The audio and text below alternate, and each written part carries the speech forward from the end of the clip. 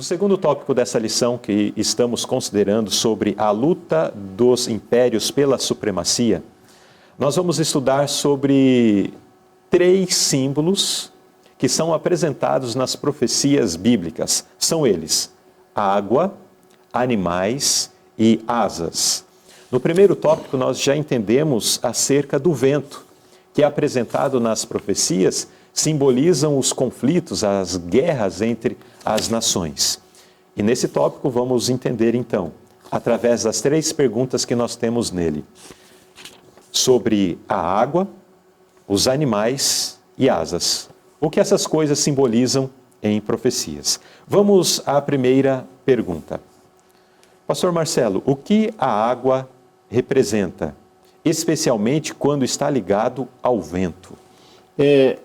Quando relacionamos água com vento, a água representa povos, vento representa as comoções, os conflitos que ocorrem entre esses povos. Então essa é a mistura química, né? Uhum. Não sei se posso dizer mistura química, hidrogênio, alguma coisa assim. Alguma coisa assim. Essa mistura cria o contexto das guerras, né? Das guerras. Mas a água representa a origem onde nasce aquela nação, onde aquela nação se desenvolve e onde mais tarde ela passa a ser uma oposição para outra nação. Né? Água e povos. São povos, ok. São povos. Exato. E quando a profecia em outro momento, né? Eu já vou puxar algo que está fora da lição aqui, mas dentro do contexto de simbologia faz sentido. No outro momento, a profecia apresenta o surgimento de uma nação no deserto, que vem da terra. Que vem da terra, não é especificamente a palavra deserto, mas sim a terra, fazendo referência a um lugar que não existiam águas, povos, não é do meio de povos, né? Que foi o surgimento dos Estados Unidos. Pela colonização inglesa. Exatamente, numa terra, de certa forma, despovoada. Existiam habitantes, né? Existiam os indígenas. Os indígenas, mas não um povo civilizado. Não a partir da civilização europeia conforme conhecido. Então, aí mais alguns símbolos. Você está acrescentando. Acrescentando. É que o povo pode representar. Então, vamos recapitular aqui. O povo, a água pode representar povos e a terra também pode representar povos. Não é isso? Essa é a aplicação aqui. No caso da terra, a partir de um lugar, por assim dizer, desabitado, né? Sim, sim. Onde anteriormente não havia um grupo civilizado. Habitando, exatamente. Exato. É só esse o ponto para trazer. Para ilustrar, né? Para acrescentar. Águas representam povos. Isso é um ponto, né? Agora a pergunta, também já respondida pelo irmão Marcelo, quando povos estão ligados a conflitos, nós temos as grandes comoções mundiais, como recentemente, no século passado, nós tivemos a Primeira e a Segunda Guerra Mundial, onde muitas nações estiveram envolvidas, causando aí a morte de dezenas de milhões de pessoas. Agora, a segunda pergunta desse tópico vai nos chamar a atenção agora para um outro símbolo profético. Vamos lá, a pergunta. O que Deus usa para representar reinos ou impérios terrestres? Animais. Deus usa animais, a imagem de animais, para representar reis ou mesmo reis que se movimentam, que surgem da terra, né? No planeta, das águas, né? No caso das águas, né? Que é o contexto que estamos considerando aqui. Esses grandes animais, diz que são quatro reis que se levantarão na terra. É isso aí. Então nós vemos que tanto em Daniel 7, que é o verso deste contexto, quanto em Daniel 8 e em passagens do Apocalipse também, em outros momentos nas Escrituras também temos, quando a palavra profética vai se referir a um reino, a um poder, né, a um império, né, ele faz uso do símbolo de um animal. De um animal. Então nós temos aqui em Daniel 7, 8, nós temos ali, em 7 temos vamos ver mais à frente na lição, né? Mas nós temos a figura de um leão, temos a figura de um urso, temos a figura de um leopardo. Depois nós temos a figura de uma fera terrível, indescritível, né? É. Não é comparado a nenhum outro animal conhecido.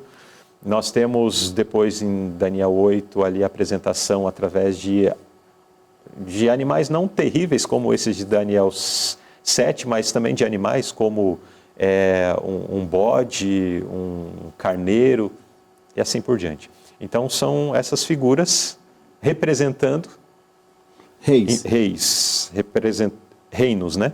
Representando impérios, representando então aí nações. Inclusive o reino do Messias, né? A nota faz menção aqui. Inclusive o reino do Messias é simbolizado como um cordeiro. Só trazendo aqui a primeira frase dessa nota. Daniel recebeu uma visão de feras cruéis para representar os poderes terrestres, mas o símbolo do reino do Messias é um cordeiro. Exatamente. Como o símbolo de Cristo também, que é ao Cordeiro de Deus que tira o pecado do mundo, se tornando o símbolo do seu próprio reino. Em síntese, o que nós precisamos guardar é que quando a Bíblia se refere a animais, ela está falando de reis ou diretamente reinos, né? Uhum.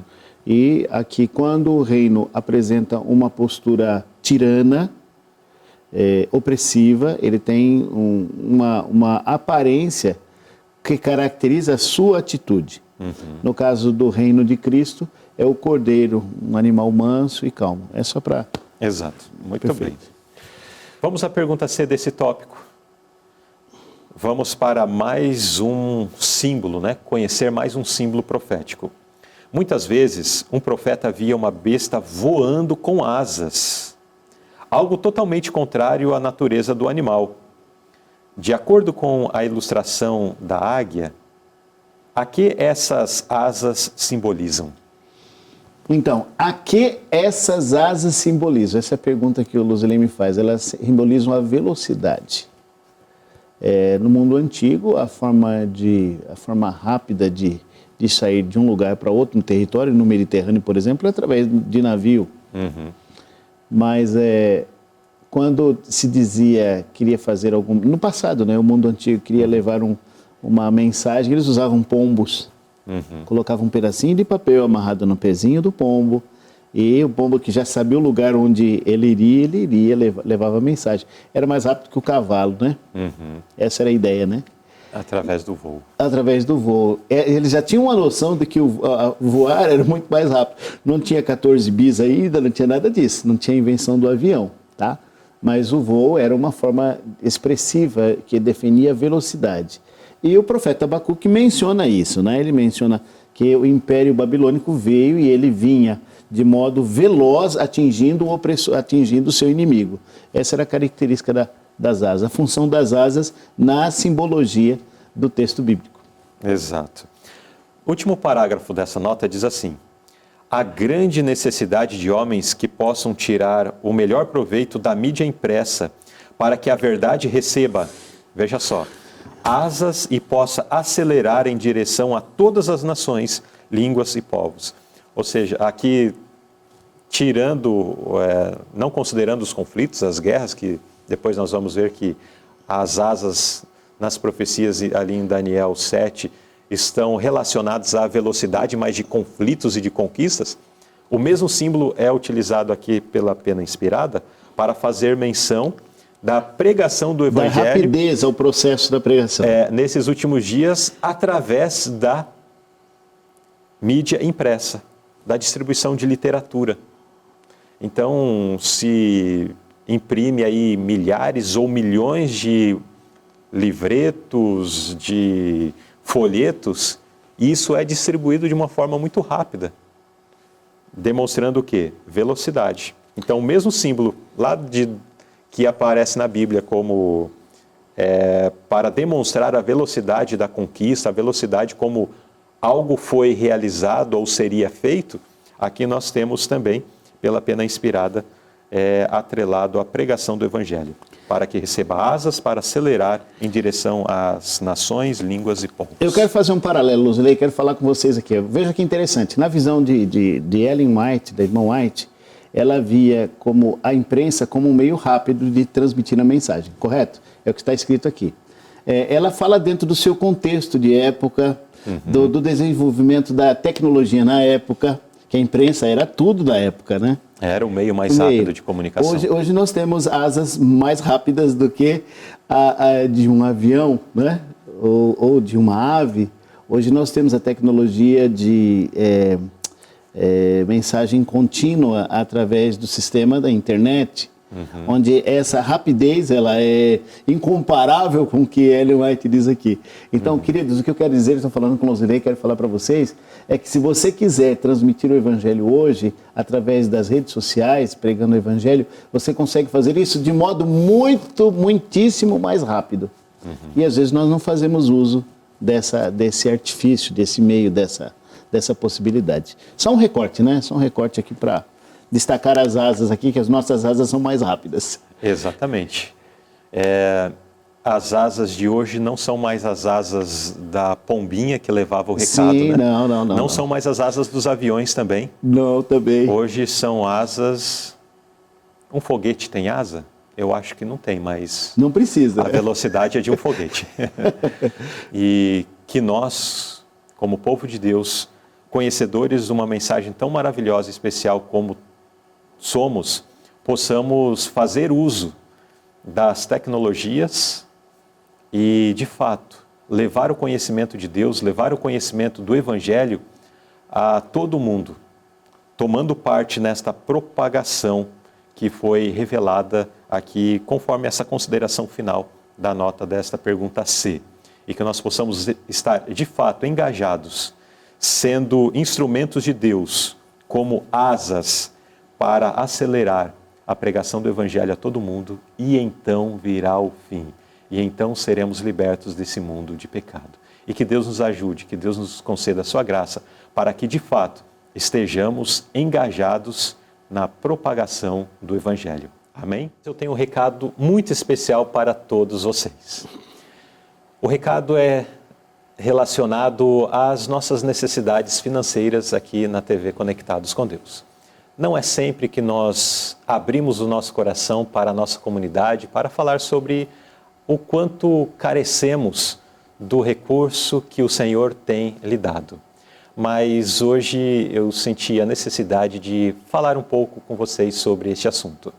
Nós temos vivido, desde o final do ano passado, uma situação bastante complexa relacionada às finanças. E os nossos meses sempre têm sido de zero ao saldo necessário para cumprir com as despesas do mês. E daí se faz os pagamentos, voltamos à estaca zero, se reconstrói. No entanto, nós temos algumas situações de necessidades relacionado a equipamentos, relacionado a serviços que precisamos realizar para melhorar as produções, para melhorar aquilo que temos realizado aqui pelo Ministério Conectados com Deus. Então, eu gostaria de lançar um desafio para todos vocês que acompanham o programa Lição Interativa. Nós temos percebido que o programa Lição Interativa, através dos vídeos que são publicados diariamente, mais a transmissão de sexta-feira à noite, que milhares de pessoas têm assistido a essas programações, têm assistido à publicação deste material. Por exemplo, os vídeos das lições publicadas ao longo da semana têm alcançado uma média de 800 visualizações. 800 pessoas têm assistido cada um dos vídeos dos tópicos da lição da Escola Sabatina. Alguns deles, inclusive, têm ultrapassado a 1000 visualizações. Isso numa semana. Geralmente o primeiro, o segundo, às vezes até o terceiro tópico, passa de 1000 visualizações. Eu não sei porque a parte final da lição o pessoal acaba assistindo um pouquinho menos, mas mesmo assim tem alcançado 700, 800 visualizações os vídeos dos tópicos finais. Se cada uma dessas 1000 pessoas, ou dessas 800 pessoas que assistem às lições os tópicos da lição da Escola Sabatina, se cada uma delas contribuísse com pelo menos R$30, irmãos, a nossa situação seria completamente diferente. E eu quero lançar um desafio para você. Coloque no seu coração contribuir com pelo menos R$30, se você ainda não é um doador aqui para a causa da TV Conectados com Deus, para a causa do programa Lição Interativa. É um desafio, não é muito. O que é R$30? Ou o que é R$50? Se você pode, dê mais, dê R$50. Se cada pessoa que está assistindo esta lição, doar R$50, ou se doar pelo menos R$30, muita coisa a mais poderá ser feita, muitas coisas poderão ser alcançadas. Então eu quero apelar ao seu coração, dê a sua contribuição, ajude este ministério.